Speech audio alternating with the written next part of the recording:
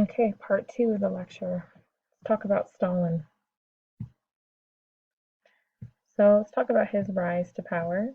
So Lenin dies in 1924 of the brain hemorrhage, and there's a power struggle between Leon Trotsky, who was the leader of the Red Army, the general leader, and Joseph Stalin, who was like a trusted political advisor, although not that trusted.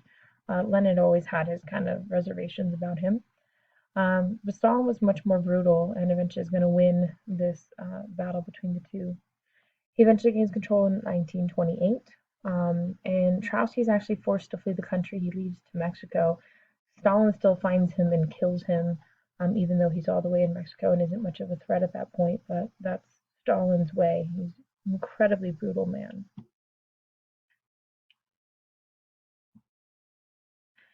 So we see a lot of propaganda popping up. You see Stalin often depicted with Lenin's head kind of behind him because the people loved Lenin so much it kind of showed the people that Stalin was their man.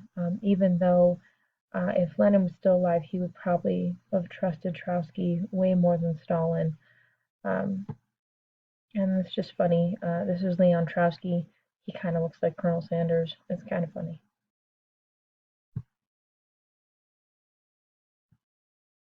All right, so go ahead and watch this little video and come back to the lecture.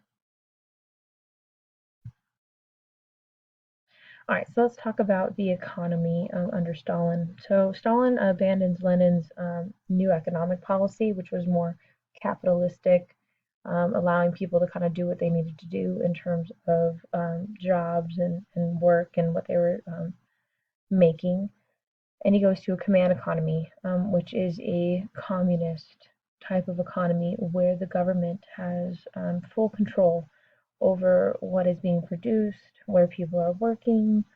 They make all economic decisions.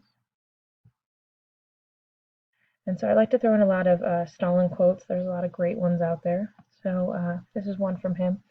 We are 50 or 100 years behind the advanced countries. We must make good this distance in 10 years. Either we do it or they will crush us. So Stalin just saying, you know what, if we're going to play with the big dogs, we're going to play with Europe, well, we need to have a strong economy.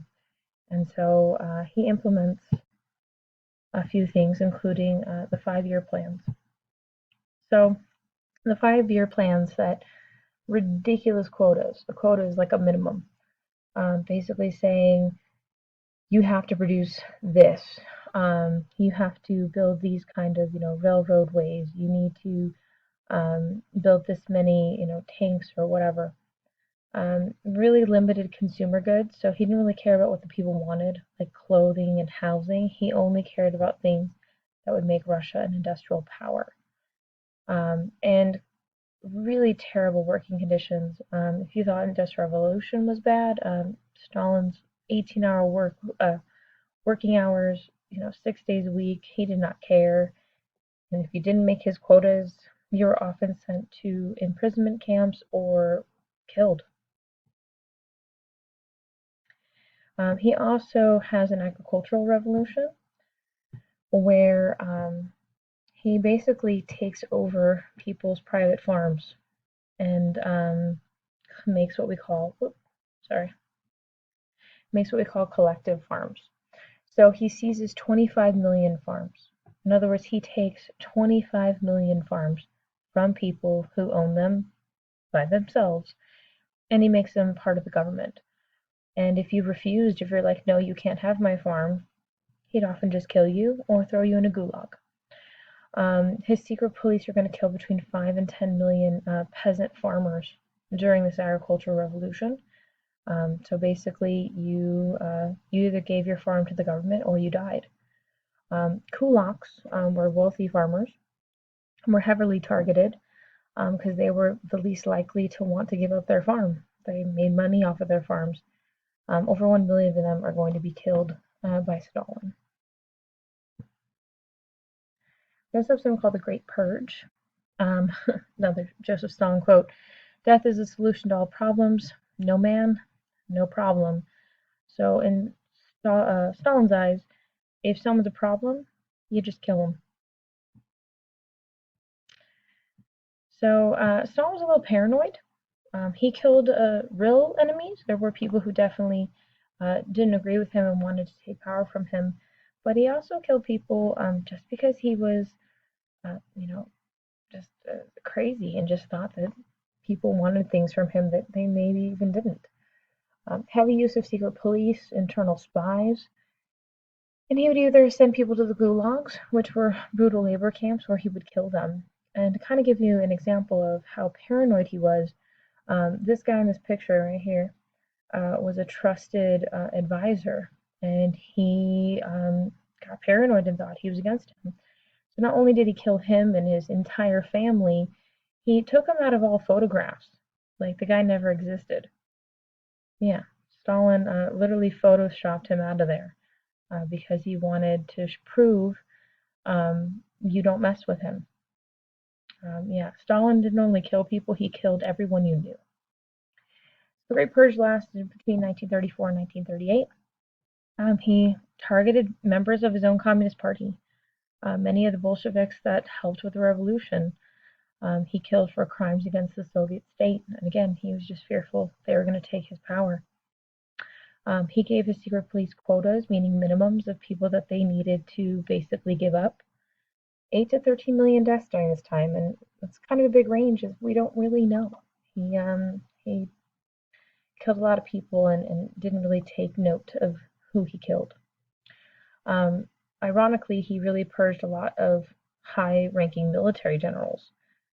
And this is really going to be a bad thing when World War II starts because the people most prepared to fight a war are dead because of this great purge. Another thing that Stalin used was indoctrination. Education is a weapon. Those affected, whose effect depends on who holds it in its hands and whom it is aimed. Indoctrination is basically brainwashing, and he would use education to brainwash the people. He would also use propaganda to brainwash people and have basically a cult of personality. He basically wanted people to think of him as godlike. He wanted people to only believe in communism. He took over nursery schools, elementary schools, universities, youth groups, and basically transformed the minds of the young so they only believed in him in communist ways.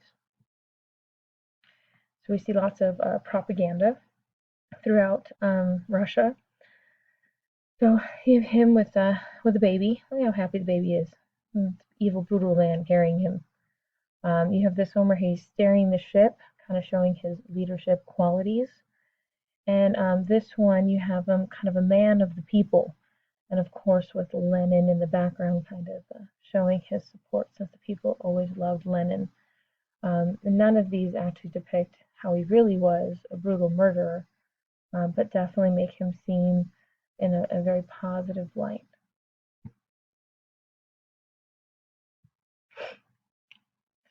Another part of his absolute power and terror is religious persecution.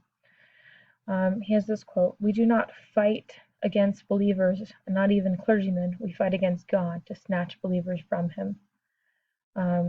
Stalin believed that everyone should be atheist. Atheism is meaning no religion. He strongly believed your religion is communism. That's what you should believe in. You shouldn't believe in God or anything else. You should just be communist and believe in the communist government. Targeted all kinds of religious groups, including Russian Orthodox, Jews, Catholics, basically any other religion. And many of these religious leaders were either killed or sent to gulag labor camps.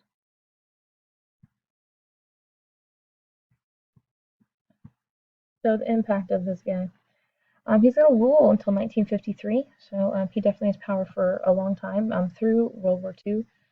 He's actually going to help us defeat the Nazis. He's going to be on the side of the United States, and when we get into World War II, we'll explain how that even happens, because it's kind of a contradiction.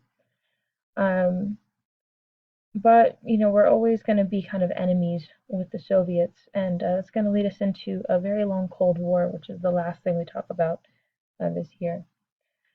Extremely brutal treatment of the people are going to continue until he ends up dying in 1953, and we don't really know how many people he killed. Um, he's probably one of the most evil men in history, although he doesn't quite get as much um, talked about him like Hitler. But definitely a brutal man, and we'll go into more about the gulags and things in the next couple days. And that's it.